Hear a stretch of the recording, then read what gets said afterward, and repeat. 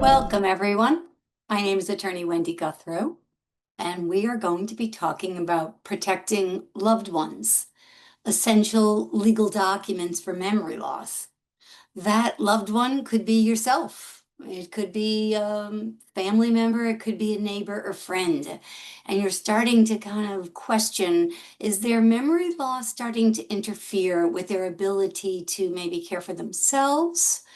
Or maybe it's just at the very beginning and it's not really affecting much at all, but you kind of have a good sense of what's coming down the pike. And so it might have brought you to this webinar to kind of put your ducks in a row to figure out from a legal and a medical perspective, what types of documents should you have in place to deal with what might be coming.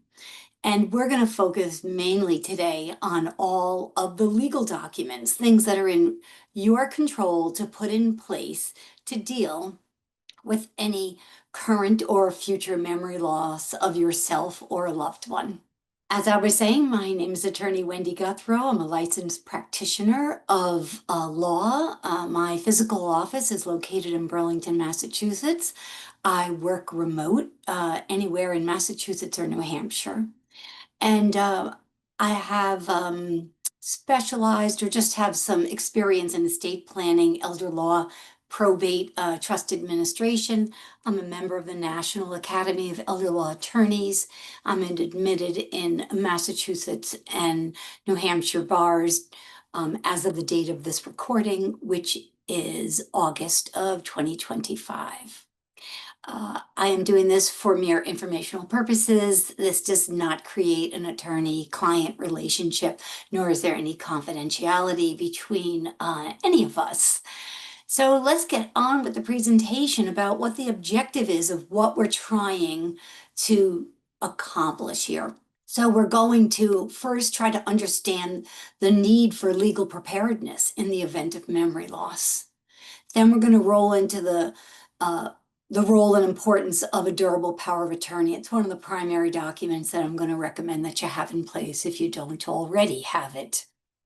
And the significance of a healthcare proxy, and then other legal documents. And then we'll take questions and answers at the end. And I also have about 6 or 7 questions and answers that I've already prepared that people have asked.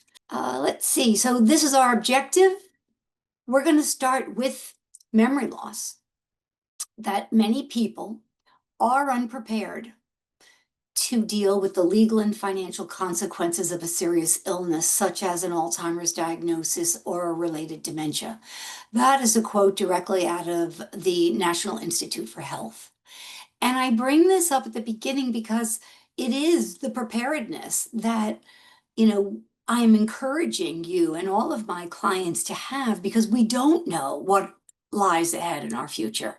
So memory loss comes in many forms and in many degrees, and as a result of many different types of illnesses, as well as a key factor of an illness, such as an Alzheimer's or a dementia. The memory loss is one of the key consequences of those diagnoses. But memory loss is also part of an ALS diagnosis, a Parkinson's or a Parkinsonism diagnosis, multiple sclerosis. Brain injuries are often associated with memory loss and cognitive impairment. It could be also from birth, or something that could have happened from an advancement of an illness, or just a typical aging process. And that's what a lot of clients ask me. How do I know whether it is an illness or whether it is, traditional memory loss, age appropriate? You walk into a room, you can't remember why you're in there. So what I say to you is that these are questions that you should be speaking to your medical community about. You should be speaking to your primary care physician, your neurologist about.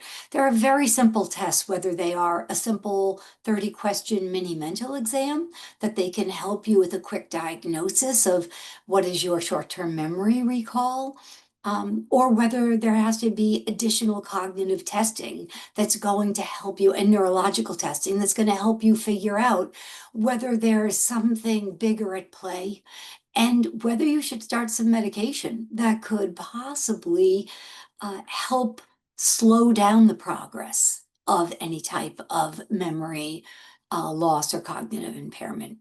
So I'm a person that wants to know what I have and deal with it and then start to implement a solution. So if you're that type of person, definitely just speak to your medical community. And even if you're not, you should at least know what's going on with you so that you can now start to put some supports in place. The legal and medical experts encourage people recently diagnosed with any, especially any of these serious illnesses that I've outlined here, particularly one that is expected to cause declining mental and physical health, to examine and update their financial and healthcare arrangements as soon as possible.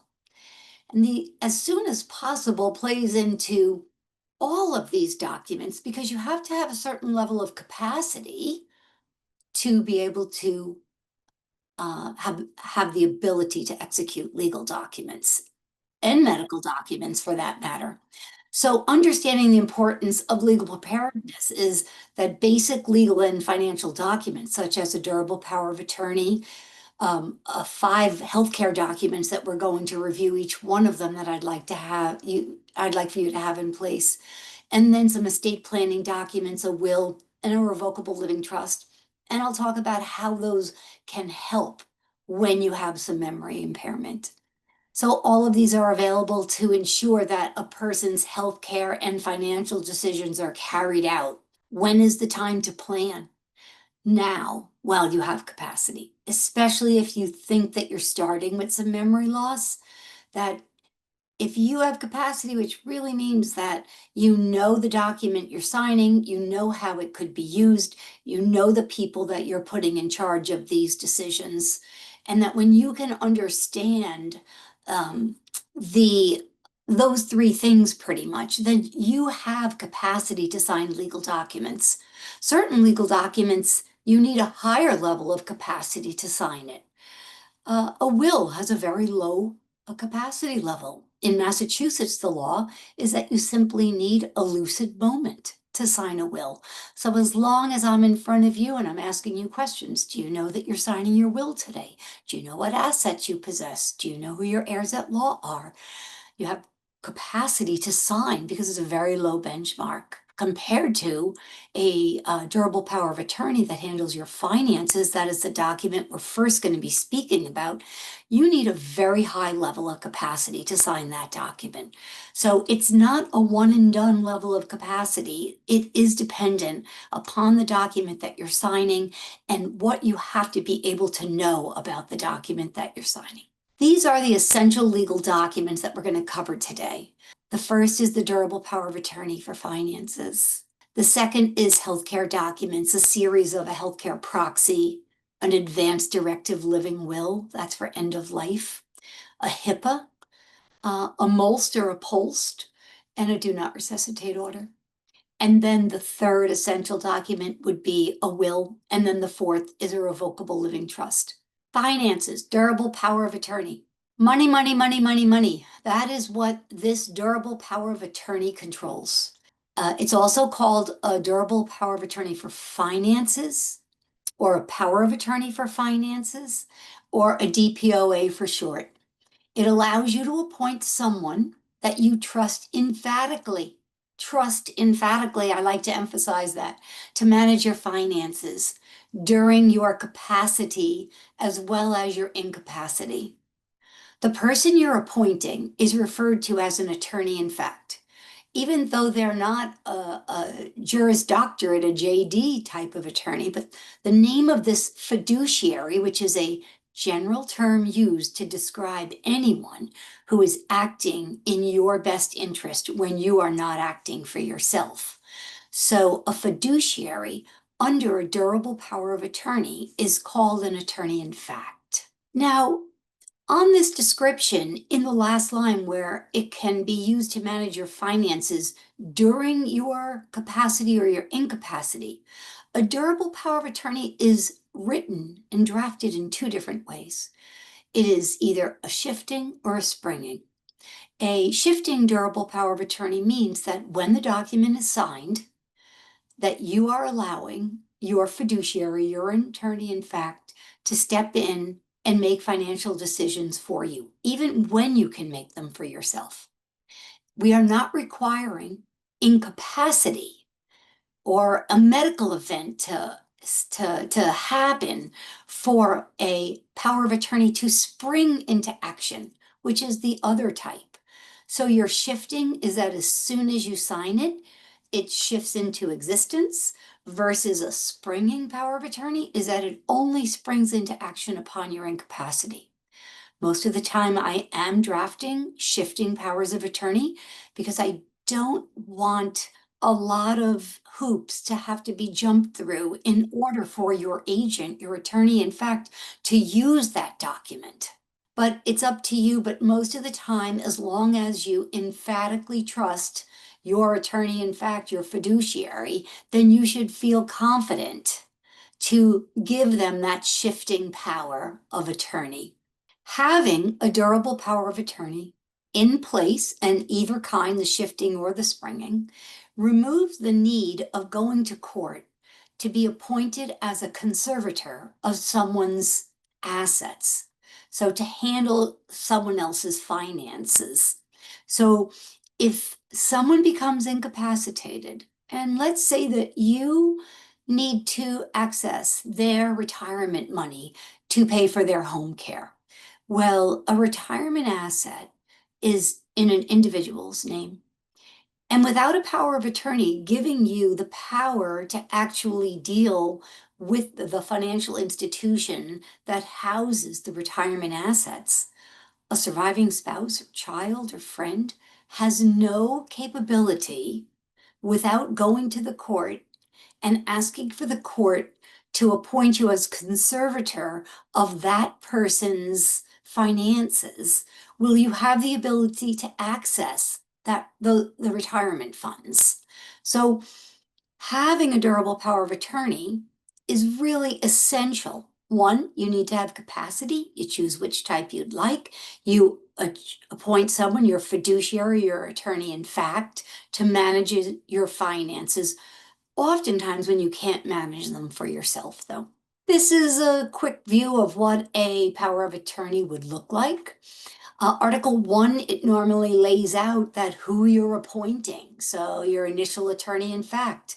And then the next section says, if that first attorney in fact is not available to act for you, whether they have predeceased you, they don't want to do the job, they're incapacitated themselves and unable to perform the duties required, then we're going to move to the successor attorney in fact. So if you are putting this power of attorney on file and you are now incapacitated, and so you're asking, or your financial attorney in fact is stepping up to the plate to handle your finances, then if you might have to get a doctor's note on the first attorney in fact that you had selected if they are incapacitated, or a letter from them saying that they do not wish to act, or if they have predeceased, you can simply provide a death certificate with to the financial institution where you're going to use this power of attorney. So quick overview of that.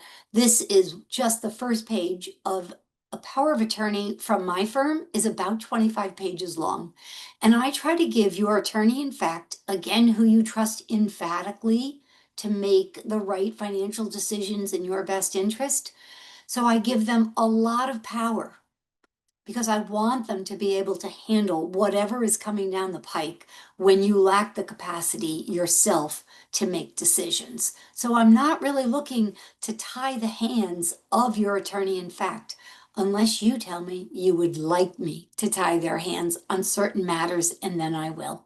So that takes care of our first section of this presentation, and that is the power of attorney for finances.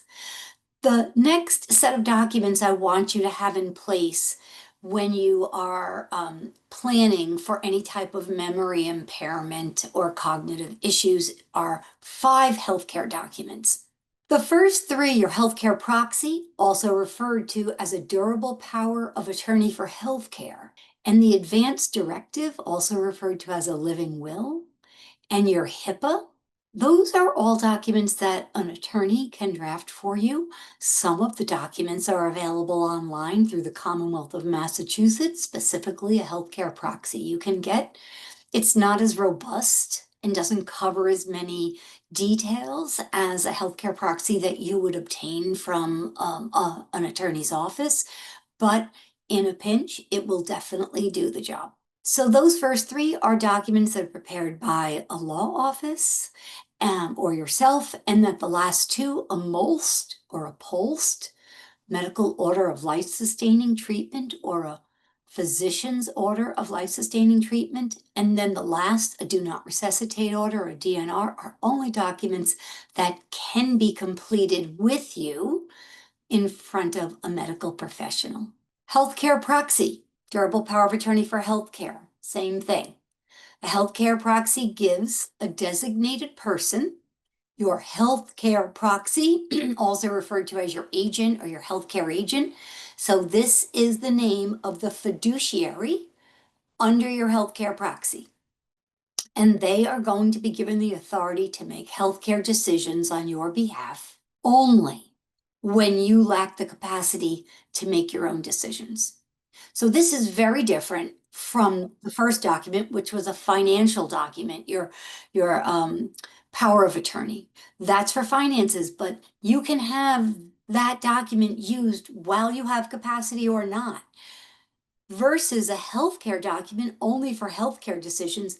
And if you have the capacity to express what your decision is on a particular medical procedure, then you're the one that gets to make the call. So it's only when you lack capacity that the medical community would normally document that you no longer have capacity, your healthcare agent is rising up, and that they are now making healthcare decisions for you.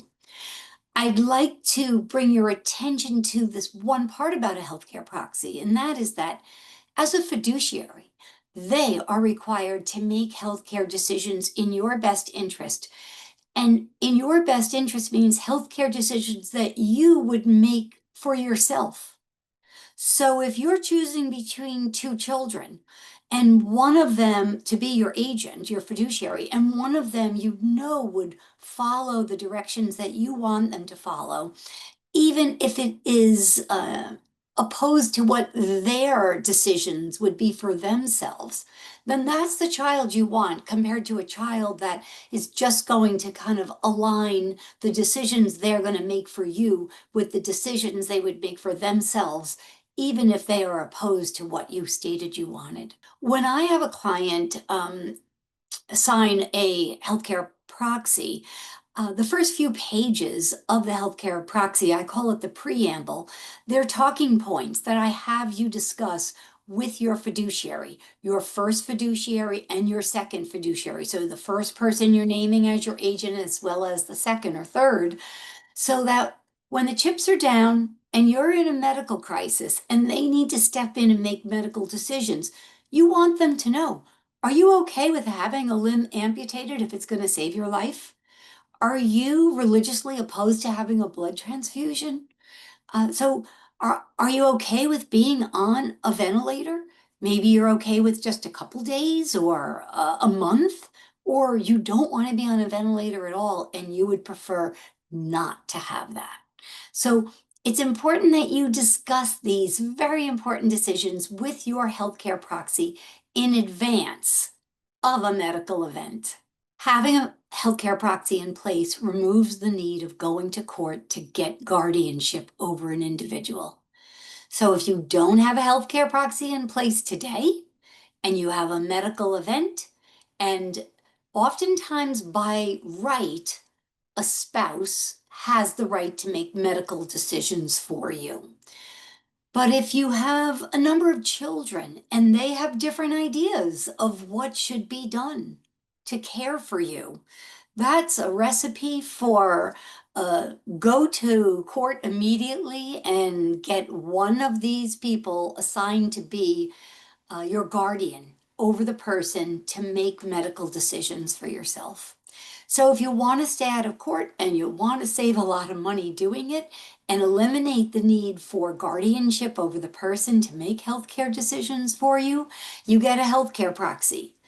Conversely, for the finances, to avoid a conservatorship, you get a durable power of attorney. This is what a healthcare proxy, the first page of the document here in my office, would look like.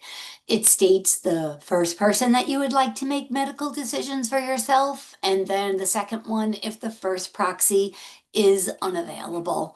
And then the rest of this 5-page, 6-page document states about the specific authority that I'm giving them, or you are giving them. One big authority is that you have to know whether or not you give them the power to administer psychiatric drugs if you are in a psychiatric hospital and those drugs need to be ascertained. If you are the holder of a healthcare proxy that's either old or one of the generic ones by the Commonwealth of Massachusetts or state of New Hampshire, then you would not be seeing a lot of that detailed language. So you might end up having to go get guardianship through the courts that would allow the administration of psychiatric medication. The next document is an advance directive living will. It's called both of those things, advance directive in some states, a living will in another. People sometimes get this confused with a will because it's a living will. And then we also have a living trust, which is a trust. So they call it a living will or an advance directive because you are in advance of a situation, and while you are living, you're going to state what your will is regarding end of life care. Do you wish to be kept alive on life support if death is imminent? Now, my document states specifically that death is imminent, and but for life support, you would not be living, and that there is no quality of life left or expected to be left, and that you're saying, do you want to be kept alive in this state with the administration maybe of fluids and feeding tube or nutrition, however it could be administered, or do you not wish for your death to be prolonged? So you either state that you want to be kept alive on life support, and if so, for how long? It's not uncommon to see 5 days, 14 days, 30 days is the maximum I've ever seen. But again, you have the right to be kept alive on life support as long as you wish. And then you state your wishes and speak for yourself in advance in writing. So this is very different from your healthcare proxy. So your healthcare proxy is you have your agent, right, making decisions for you. You cannot speak, you're unconscious, right? So they have hopefully met with you in advance, figured out what it is that you want, what medical interventions are going to be done, and then they're going to step in and make those decisions. They are doing the thinking, especially if you haven't spoken to them. But on this document, your advance directive living will, you are speaking for yourself. You are saying, if death is imminent, no quality of life, I would like you to pull the plug. Or if death is imminent, there's no quality of life, give me another 15 days, 14 days, right? To just have the medical community figure out. So you should really think about this. It's important, especially for the end of life. I will say in Massachusetts, this is not a fully controlling document, so that your healthcare proxy can step in and make a call on what should be done here. So that's why it's very important for you in Massachusetts to discuss with your healthcare proxy exactly what you would like to do.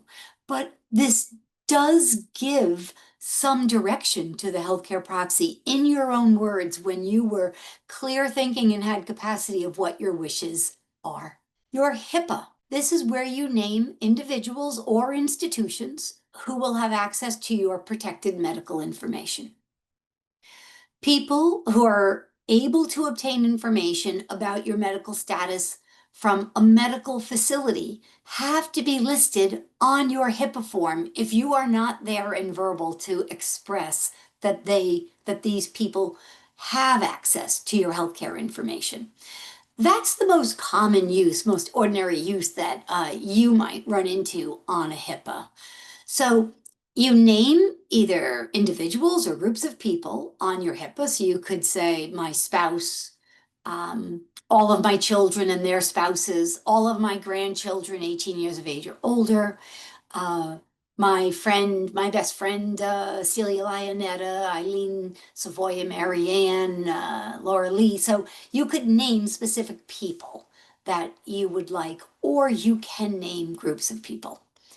So it's very useful for being able to call into a hospital and finding out how someone is, because your HIPAA would hopefully be on file already, and that the nurse's station can simply reflect to the HIPAA that's normally pulled up electronically in your medical file. But there is a much more aggressive use of this HIPAA, and that is that the individuals that you are adding onto this, that they do have access to your medical records. So medical records show diagnoses, mental health, uh, they show abortions, they show AIDS, they show any number of different things that some people consider so confidential that they don't want anyone to have access to protected healthcare information.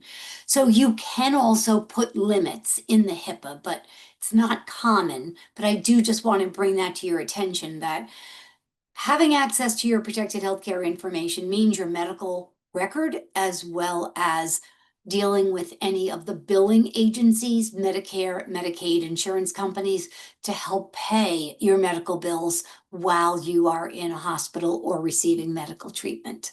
This document and the next one are only issued by medical professionals, and this is your MOLST, Medical Orders of Life-Sustaining Treatment, also referred to as a POLST, a physician's order of life-sustaining treatment.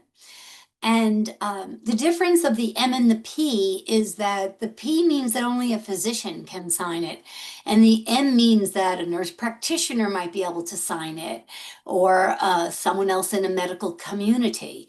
Massachusetts currently allows medical professionals to sign this, but there is word on the block that they might be transitioning to just a POLST. But this document is based on an individual's right, your right, to accept or refuse medical treatment, including some of the following. Do you want to be resuscitated? Would you like to be transported to a hospital? Or would you like to just stay at home? Do you want dialysis? Do you want to receive treatments that might extend your life?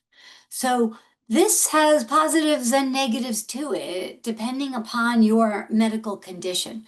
I do recommend all of my clients over the age of 60 to make an appointment with a medical professional, normally or a primary care physician, to complete this document. This is what it looks like. It's a sample on the current. It's bright pink paper. And the reason why it's on bright pink paper is because the EMTs and ambulances that come to your home that are about to provide you with medical care, they look for this on your refrigerator, believe it or not. So if you have this bright pink piece of paper and it's saying, you can see here, letter C, transfer to the hospital, or do not transfer to the hospital unless needed for comfort care maybe, or transfer to the hospital. Do you want to be on a ventilator? So there's a lot of different shades of gray on the back of this report as well, document as well, that you can work with your medical professional to determine what interventions you want to take place given specific situations. So, and then putting this on your refrigerator for your medical community to see. If you fill this out at your doctor's office, which is normally where you do, you either, they normally keep it, scan it, put it in your medical file there, and then you take the original home with you. I used to tell clients when you're at your annual PCP appointment to get it filled out, but lately I've been hearing doctors are asking you to set up a separate appointment to do this MOLST form. So if you are doing your annual physical, consider asking for a secondary appointment back to fill out a MOLST. The second document that an attorney's office cannot help you with is a do not resuscitate order. We don't have any medical expertise to tell you whether this is appropriate for you or not. So this instructs healthcare professionals not to perform CPR in case of a stopped heart or stopped breathing. Some people have gone as far to have it tattooed over their chest so that an intervention is not done when you do not want it to be done. This is what a do not resuscitate order is. You can see it says comfort care. So these are palliative care measures that you can either take that are really that if there is heart failure or stop breathing, that you do not want any interventions to be taken place, but this is something that you should speak to your medical professional about. So that was now 2 sections we've completed, really of the 3. So first was the durable power of attorney for finances. The second were the healthcare documents that while you have capacity and you know what you want, you put those documents together, you select the people that you want to make those decisions for you, and then you memorialize them in writing. And this third part and final part is the estate plan documents. Will a revocable living trust?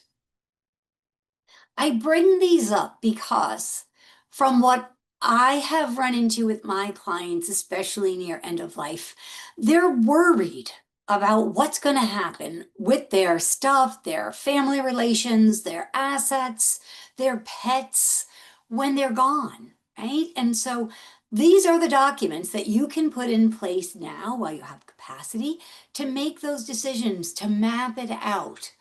The other thing it can do is to bring you so much peace of mind and the legal implementation of your wishes. So a will, it's a legal document that distributes your assets after your death to the next owner using the probate court system.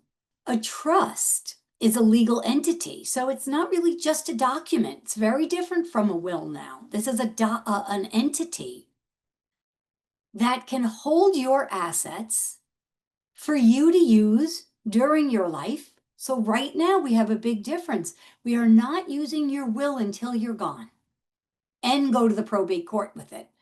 But a trust you use immediately during your life, and it does the same thing at the end of life. It distributes your assets after you pass away, but without using the probate court system. So this is just a graphic depiction of a will. It's used after you pass away. The one thing many people are surprised is that a will opens up probate, that a will does not avoid probate. So if you can imagine that you had a will, you drafted it 20 years ago, you said who's going to be in charge of the estate, and it used to be called the executor, executrix. Now it's called the PR, the personal representative. So you've put all this information in it and who's going to get it, but that we don't really know without bringing it to the court and having the judge look at it, whether that will was properly executed and signed in front of 2 disinterested witnesses and hopefully notarized on top of that. So when you take your will to the probate court, they're going to, here's a whole series of 9 steps, right? You take it to the court reviews it to determine if it's valid.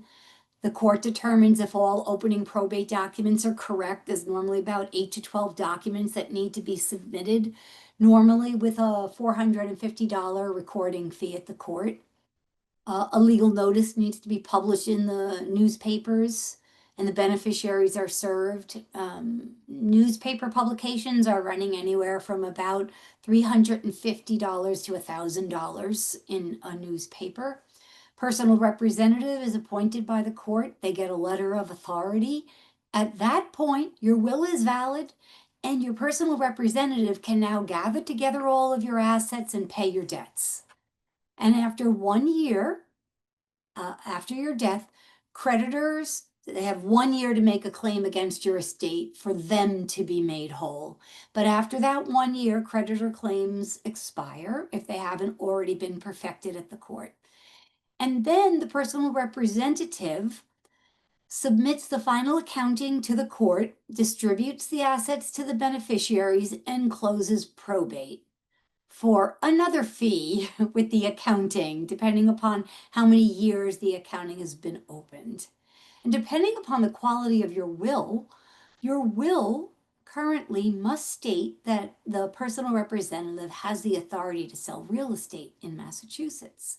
If that authority is not in your will, especially if it's an older will, then another step gets added in here that you have to ask the court for the authority to sell real estate. You have to get an appraisal of the real estate and make sure it's being sold for a value that's quite close to the appraised value. And if not, you have to explain it to the judge in the pleading why you are selling it for less than the fair market value.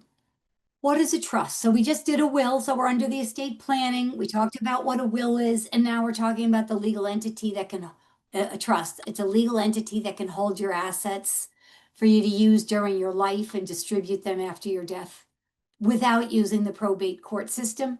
I suggest you kind of think about a trust as simply a container to hold things. And then during your lifetime, you transfer your assets into the trust to avoid probate. So we transfer the deed to your house into the trust. You transfer your bank accounts and your stocks and bond investment, your life insurance. You transfer everything but retirement assets into the trust. So then your trust is a non-probate asset. The trustee simply oversees the process without any court intervention. And then after they pay all of the bills, sell the real estate, distribute the assets to the beneficiaries, they close the trust without a court being involved.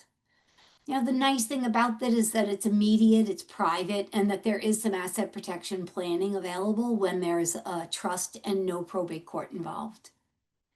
This is just a quick graphic depiction of the difference that your probate, you use a will, it goes to the court, you need the PR appointed, the beneficiaries get it once everything is squared away. It's costly, it has to be open for at least 1 year.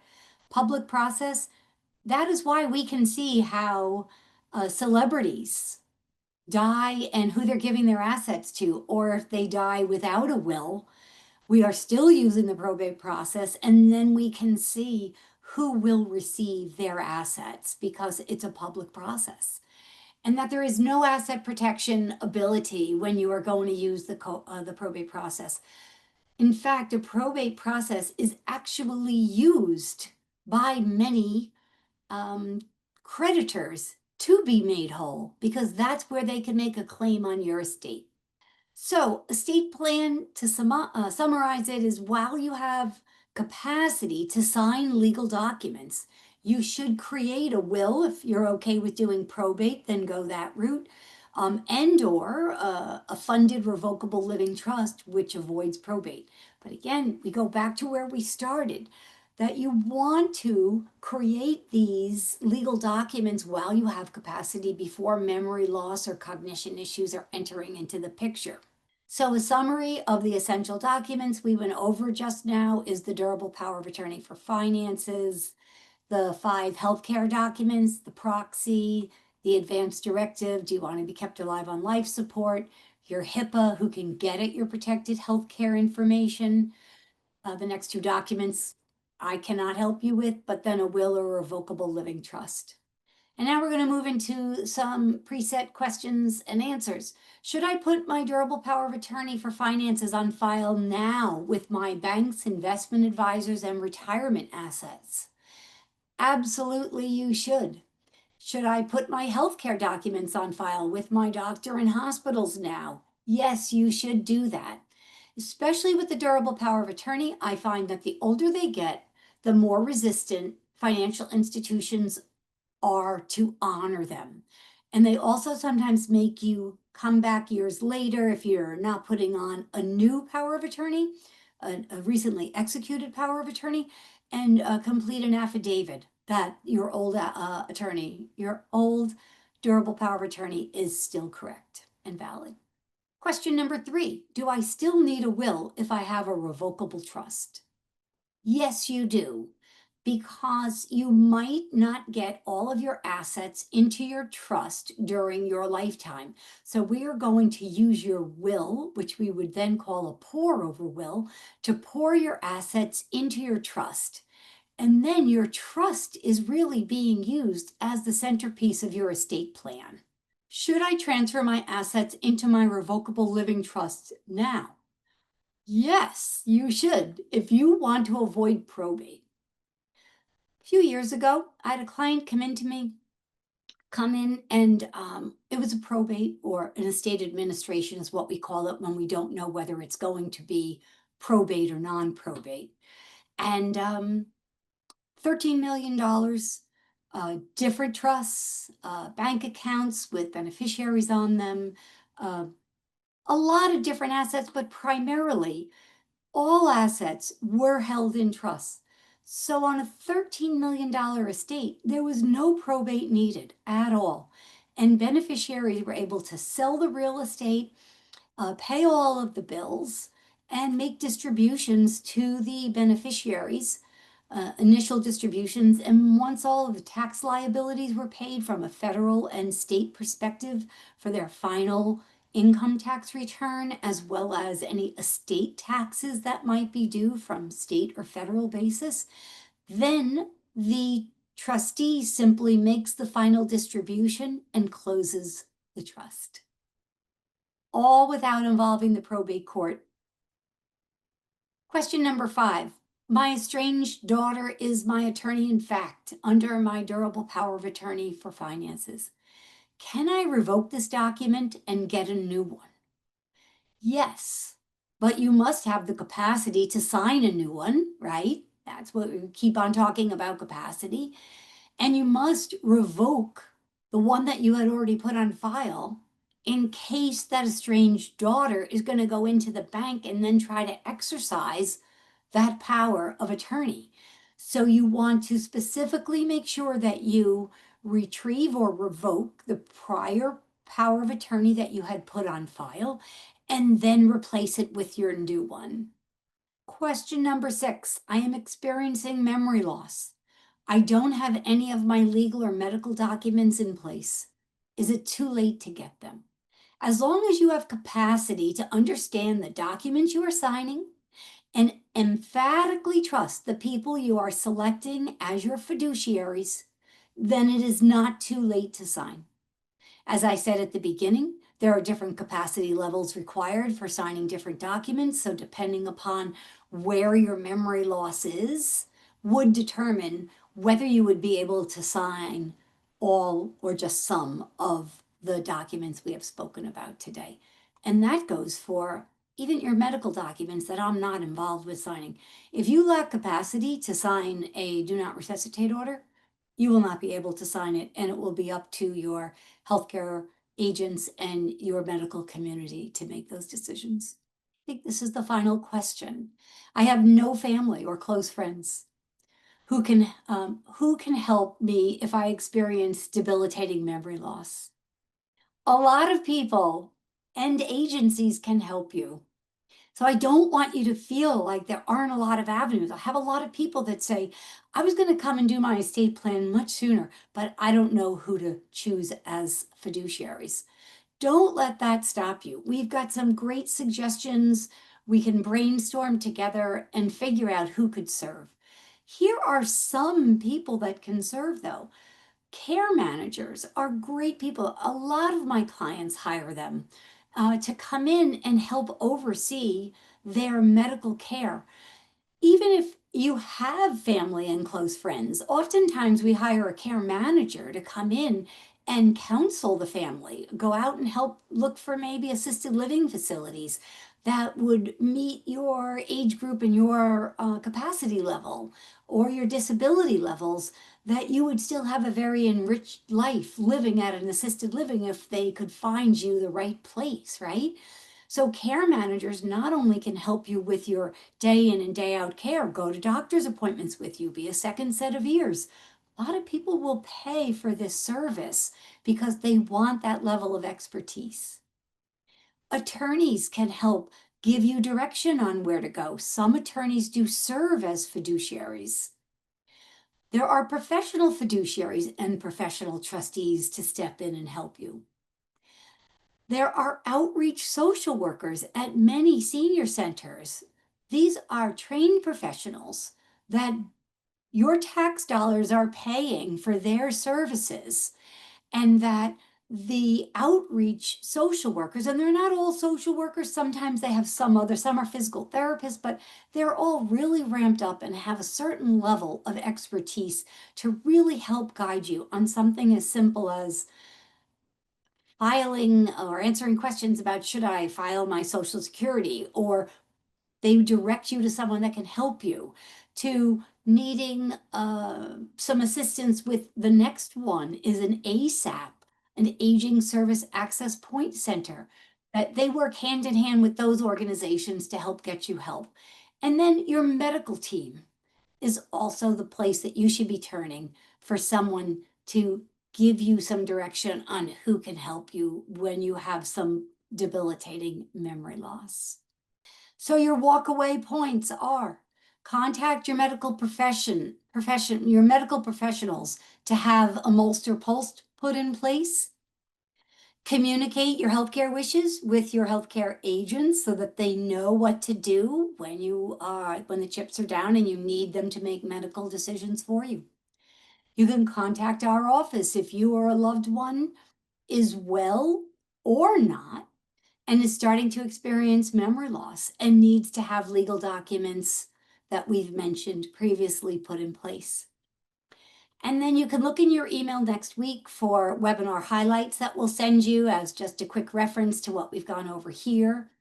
And also there's $100 off any trust estate plan that you might decide to do with our firm as well, and we'll send you information on that. So I'm going to take off the PowerPoint presentation, and I'm going to stop the screen share. Very good. And anyone who would like to ask a question is welcome to unmute. And I do see that there's something in the chat. I'll go there for starters. How often should we update our trust? And the answer to that is based upon if anything has changed. So yes, the law changes, but not as frequently as family circumstances change. So you can always come and ask the drafting attorney if it is necessary, if it's necessary for you to make any changes to your trust. So, but if there's any family circumstances, change in circumstances, you can then go to your attorney, or if I'm the drafting attorney, you can simply come and ask me, like, have any major changes taken place in the law since you drafted my trust? Should I come in and have it restated in full? Do you want to just do an amendment for the changes in the law that have taken place? But normally it's very customary for any changes in the law to come in and do a full restatement of your trust. Depending upon the drafter of your trust and how many people you had named in succession as your fiduciaries, if someone has died, many people call and say, I need to come in and change my will or my trust or my power of attorney. But from a drafting perspective, I try to draft your documents for life so that if somebody passes away, that's okay. We have other mechanisms in place within the document, such as simply providing a death certificate to the bank along with the power of attorney, so that your first fiduciary, your attorney in fact, isn't going to serve, but the second one is going to serve. So just because someone has died or is disabled, it doesn't mean that you have to come and redo your documents. I have recently been told that a Roth account cannot be held in a trust. Is that true? Yes. If true, how can the Roth be protected? So I would like to know who you want to protect it from.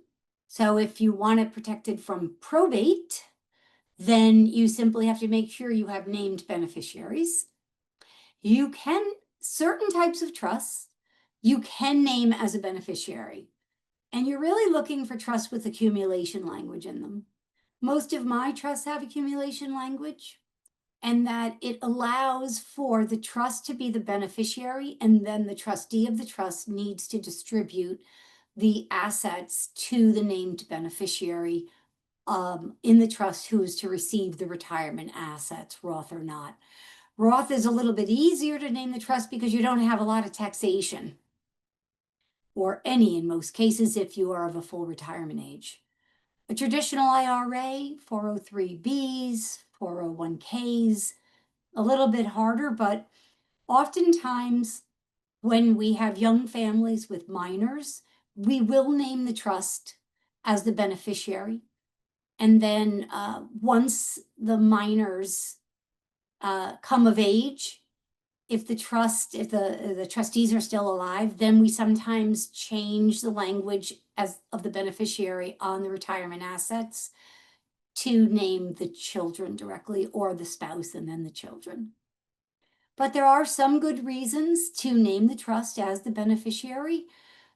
My trusts all have supplemental needs language in them, so that if a spouse is going to receive your assets and they're in a nursing home, so they're a supplemental needs person, I'm not going to give the assets outright to them, even if it was retirement assets and you named the trust as the beneficiary. So because you named the trust as the beneficiary, we do have some ability to protect that asset from the grip of a nursing home. Conversely, if you name your spouse outright and they're in a nursing home and you don't change it, right, before you pass away, then those assets are required to be distributed outright to the named beneficiary.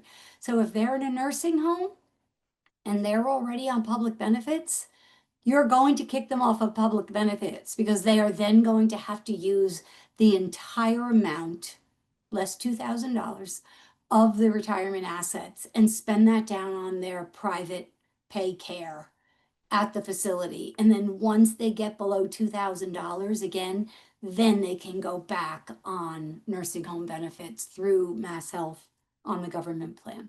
Peter asks, can you explain difference between revocable and irrevocable trust and the pluses and minuses of each?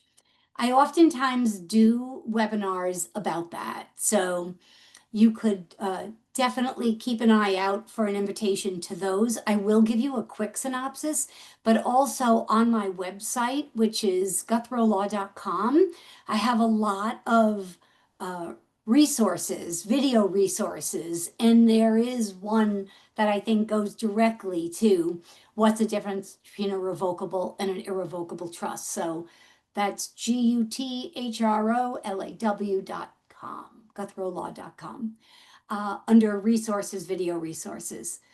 Revocable. It is revocable. It can be revoked, changed, amended. So versus the irrevocable, once you tell me who the trustees are, who the beneficiaries are, who gets the money, who gets the income, who gets the principal of the assets that are held inside of the trust, it can't be changed. There are some trusts, irrevocable, that I draft that have some ability to make minor changes. But if you were in front of me and you said to me, oh, Wendy, I want to start a trust for Medicaid planning, I say it's irrevocable. Can't change it. Sure you want it? Oh, yes, I want to start that 5-year look back period. Okay, let me tell you about what starting that 5-year look back period looks like. That means that you're going to take maybe the deed to your house. After we create this trust, and you're going to be the grantor, you're going to grant your property, your house into the trust. And then the trustee is the person who has to follow the directions that you wrote on the trust. Now, in a revocable trust, you are the grantor, the trustee, and the income and principal beneficiary. In a Medicaid asset protection trust, in a revocable trust, you are the grantor and the income beneficiary, and that's it. You're not the trustee. You're not in charge of the trust anymore. So in essence, you are divesting yourself of assets so that if you were going to do a Medicaid nursing home application 5 years and 1 day after you put your house into this irrevocable trust, they're going to say, do you own any real estate? And you're going to say, no, I don't. I gave it away to this irrevocable trust. I divested myself of that house 5 years and 1 day ago. So the irrevocable trust, although it's great for Medicaid asset protection planning, if you maybe put a trustee, that estranged daughter that was in one of our earlier examples, right? If you named her as your trustee and now she's estranged, it's not that you can't, we do retain the right for you to change some things like that in those situations, but it's a little bit more cumbersome. You have to go and try to amend the trust. Sometimes you have to get a judicial approval, but most of the time in a Medicaid trust, I do reserve the right for you to change the trustee, but you are under no circumstances are allowed to change the trustee to yourself. Nor are you allowed to name yourself as a beneficiary of the trust other than income on that Medicaid asset protection trust. So that's the main difference. A revocable trust you're using for estate planning, general estate planning to avoid probate. This is really like basic descriptions I'm giving you because there's a lot behind trust, but revocable, probate avoidance, estate planning, irrevocable, often used for Medicaid asset protection planning. Revocable, you can change it and amend it, terminate it. Irrevocable, you cannot make changes easily and you cannot revoke it. It has to end by the terms of the trust itself. Another example on that, and I'll end with this, is that you put your house into that irrevocable trust and now you want your kids to sell the house and that they're going to put the proceeds into the trust bank account. And now you want to use that money to pay for your assisted living at $9,000 a month because you want to sell the house. You cannot, by the terms of the trust, use that money because it's no longer yours. You named your children in most cases, or charities, as the beneficiary of the principal of that trust, and you retained the income. So on a house, there's no income, there's only principal, right? So if you sold it and you put the $500,000 in a bank account and it earned $1,000 a year, you're entitled to the $1,000 a year, but you are not entitled to the 500,000. Let me go back to our questions. And that was Eileen. Does a trust help avoid lawsuits while alive? A revocable trust would not. An irrevocable Medicaid asset protection trust may, and then an asset protection trust that's designed specifically to avoid lawsuits would. Example, in a car accident and the person I hit sues me. So revocable trust would not offer you any help. An irrevocable trust might. But also, you would have to have the asset in the irrevocable trust prior to the accident.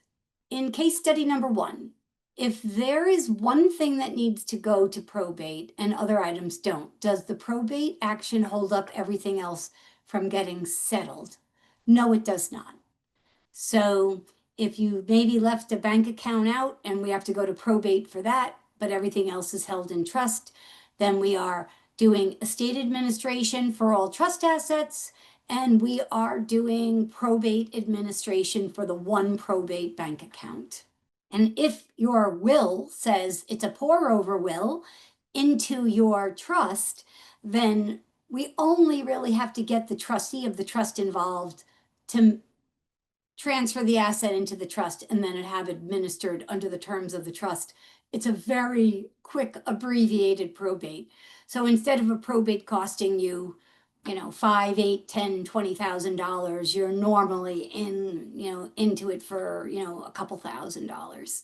In case study number 1, there is one thing. Oh, I already did that one. Wendy, I have a question real quick. Yes, Andrew. It's about the medical documents. So I know you mentioned about getting them to the proper hospital.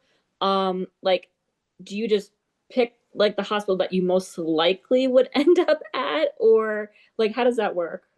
Yes. So what you would normally do, because in Burlington, Leahy is a hospital, or Winchester that a lot of people go to, Yeah. so that if they already have any interaction with that hospital, they already have a medical record, so they could bring that to that hospital and say, could you please add this, all of my healthcare documents to my medical record?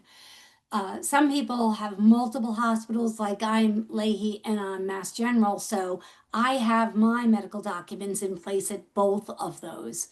And then I always have my healthcare proxy knows where my medical binder is, my estate planning binder, that they can then take it and bring it to them, to the hospital, and put it on file at that time so that they're now able to make healthcare decisions for me. Okay, thank you very much for clearing that You're up. welcome, Andrea. Okay, so my concern with an unprotected Roth is can it be taken by family members with whom one is not on good terms? Well, a Roth, as any not as any retirement asset, has a beneficiary designation form on it, and that trumps a trust or a will. So if your beneficiary form on a retirement asset states who's getting it, then that's who's getting it. The trust is not getting it, the will is not getting it. It is whomever you have named as a beneficiary. So that is how you avoid that, a family member who you don't want to get it to get it. We can do open the floor up. We'll take about, it's 7:35 now. We'll open up for 10 minutes if anybody has any questions. Hi, it's Lori. Hi. For the newest tax bill, the big tax bill, are there things that we might want to know about that relate to any of the documents you've talked about today? So yes, the new big beautiful whatever tax bill that won from a public benefits perspective, it's hurt a lot of people that are on public benefits. So we were actually looking for like the Medicaid Asset Protection Trust, where you were allowed to have $2,000 to your name. It was going to raise to 5,000, and it hasn't raised in 20 years. So everybody was looking forward to that. So now that's staying at $2,000.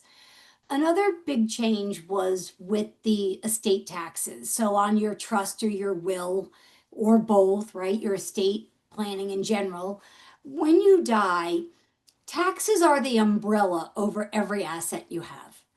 And you look at whatever you have an incident of ownership, that's the taxing authorities' key buzzwords they're looking for. An incident of ownership would be that you own a life insurance policy, that you have an IRA, a Roth, you have, whatever every asset, your house, your everything. If in Massachusetts, if you have more than $2 million when you die, then you're going to pay estate taxes, a death tax upon your death. Before the bill went through, the federal limit was 13.9 million, with a sunset provision that at the end of 2025, it was going to sunset back to, I think, the 5 million or $6 million rate indexed to inflation of when that legislation was originally approved. And then the new bill has now set the federal estate tax exemption at 15 million. So a lot of people were starting to scramble for whether they were going to have to start doing some high level, people that were in high asset situations, whether they should start using some of their gifting and things like that. But now there's a $15 million federal exemption limit. So if you live in Massachusetts, things haven't changed too much, because you're still at 2 million for Massachusetts. And if you're lucky enough now for federal, you're at 15 million. An example might be New Hampshire. New Hampshire was coupled with the federal rate. So that means that they were 13.9 million. So you didn't pay a lot of death taxes, inheritance tax in New Hampshire, because Massachusetts was 2 million, New Hampshire was 13.9 million. But now you're at 15 million for both. So if you have a lot of wealth, a lot of people do think about, looking to New Hampshire, Florida, other states in the area that are coupled with the federal rate. So those are some of the biggest changes, and that's also a generation skipping tax change, also for the 15 million. But again, that's kind of above my pay grade to talk about. I'm not qualified to talk about taxation, but I know enough to be dangerous. So again, this is just informational, not legal advice. So there we go. So some good and bad things in that big, beautiful bill, Lori. Thank you. You're welcome. If you put your house in a trust for your child, is the child's cost basis for the house the amount it's worth when you pass, or is it the amount you paid for your house? So if anyone is unsure about what a cost basis is, that means that it's what you paid for your house plus capital improvements, furnaces, roofs, things like that. So if you paid $75,000 for your house and then you made capital improvements of $25,000, you have a cost basis in your house of $100,000. And now you transfer your house into your revocable trust, and your revocable trust says you're the grantor, you are the beneficiary, you're the trustee, you're everything, right? And then you named your children as successor trustees. So your house with the cost basis of 100,000 went into your trust. You retain the right to live there and do everything with it because you're in all three positions on the trust, right? So being the beneficiary of the trust specifically, when you die and your successor beneficiaries inherit, they take it at the current date of death value. So in Burlington, most houses are valued at least $500,000 now. So even though you paid $100,000 for it, when you die, it gets a step up in basis to whatever the value is. In my example, $500,000. And then your children inherit the house at $500,000. And then if it's in a trust, the next month they go ahead and list it with a broker, sell it. 2 months later, there's $500,000 sitting in your trust bank account, and that there are no capital gain tax to pay on the house in the irrevocable trust. That's in the simplest term on a revocable trust.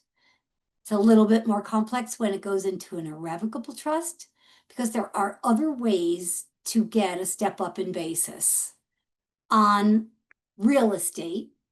And this also pertains to not just real estate, it's on stock portfolios, bank accounts doesn't apply, but so there's other assets that you should speak to your financial advisor about what happens for your basis when you pass away. So a step up in basis is a fabulous thing. Everybody wants the step up. So John, to answer your question directly, they should inherit the house upon your death, as long as when you put the house in trust, you're putting it in trust for yourself first, and then your children upon your death. But if you put the house, you granted it and you gifted it to your kids, and you didn't retain the use of that house, then no, there's no step up. So again, it's the difference of you retaining an incident of ownership in that asset until your date of death for it to get the step up to the date of death value. I do suggest you speak to a financial advisor about that. There's something that as an attorney that I'm very passionate about, and that is that I believe in the three-legged stool approach to life. And that is to handle all medical, legal, financial situations, right? Mainly financial and legal. You have your doctors, but I want you to have your estate planning attorney. I want you to have a financial advisor, and I want you to have a tax professional. Because any decision that you want to make in life that involves money or something legal, there's always going to be a tax effect about it. There's going to be a tax consequence, or at least you should know if there is, right? So that's why I believe in the three-legged stool approach to having these three professionals in your life for when you need the advice, you can get it. Legal, taxes, financial. Can a house be placed in a trust if the house has not been fully paid for?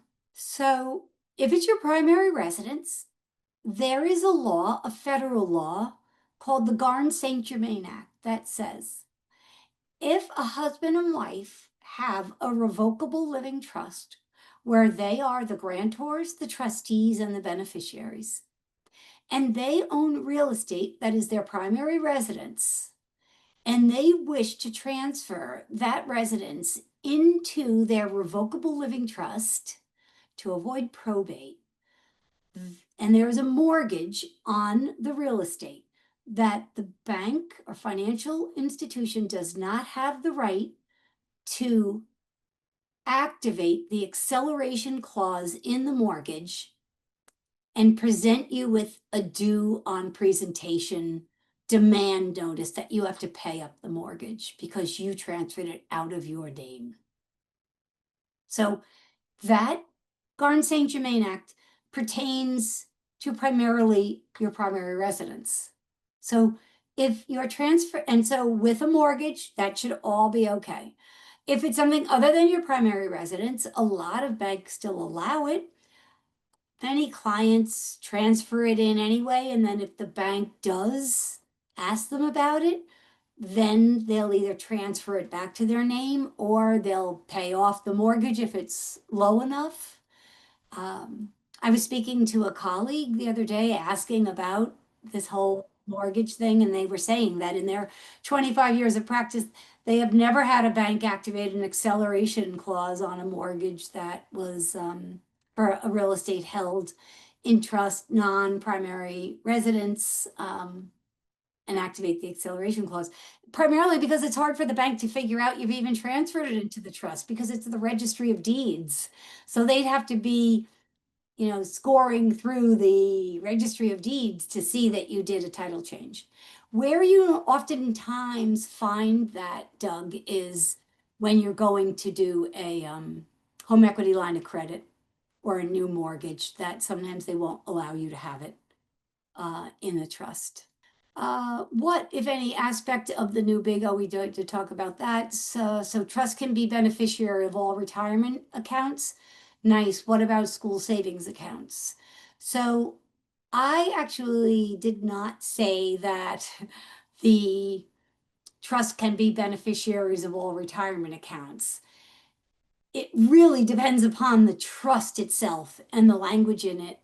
And I said it, I only recommend it mainly for minors is when I like it, but that in a worst case scenario, it could be. But you really need to speak to your financial advisor that's managing those retirement assets and give them a copy of your trust and say, if I had died yesterday, tell me how your retirement department would be treating this. And your question really is they going to tax? Are they going to give the trust a 1099? Or if the trustee says, oh, these are the beneficiaries and they can get the money outright, then are they going to give a 1099 at the end of the year for the retirement money to the individual or the trust? Because there's two different tax rates for that. School savings accounts, I think that you're referring to 529 accounts.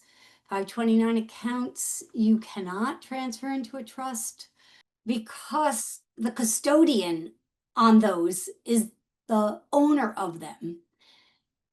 So actually, I want to reserve that I don't really know the answer to that. But what I have been doing with my financial advisors on these 529 accounts is that we are asking the financial advisors to appoint a successor custodian so that if the custodian passes away, that we already have someone set up ready to step in and manage the 529.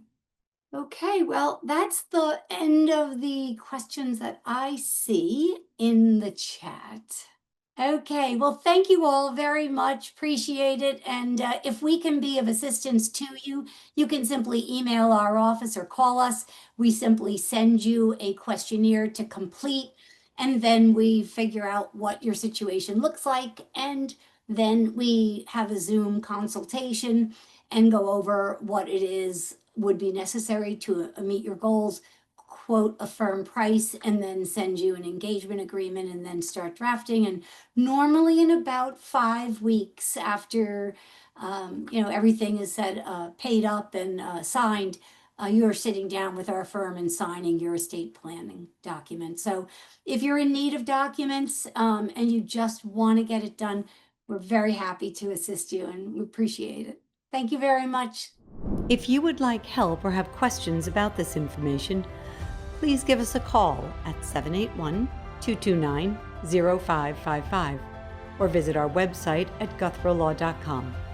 We look forward to hearing from you.